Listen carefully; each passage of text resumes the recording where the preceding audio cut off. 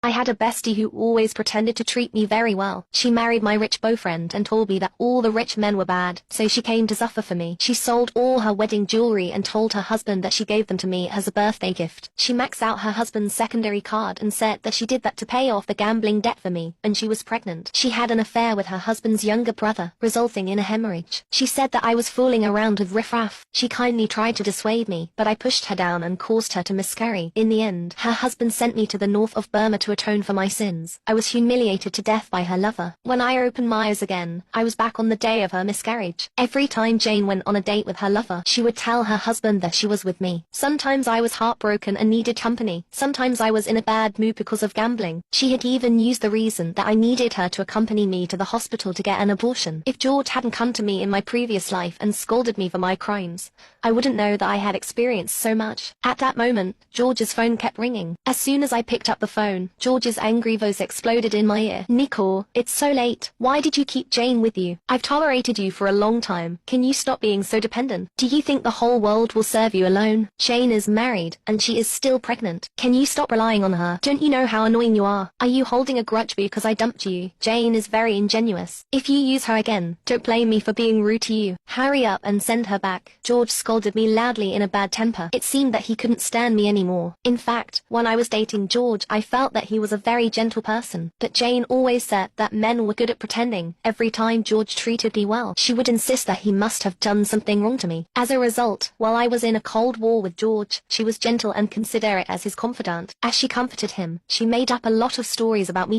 With Jane's help, George and I gradually drifted away from each other. If it wasn't for the fact that I had accidentally seen Jane's feet wrapped around his calf like a water snake, I might be glad that I had a bestie who could help me recognize jerks. Not long after, she got married to George. Since then, I kept a distance from them. But George didn't think so. I was often questioned by him. My life, apart from work, was spent explaining Jane's whereabouts. But in fact, I didn't know what Jane was doing. I could only use Jane's instructions as an excuse to brush him off. That day George came to my house, scolded me angrily, and kidnapped me to the north of Myanmar with a sack. Only then did I realize that I had become a scapegoat.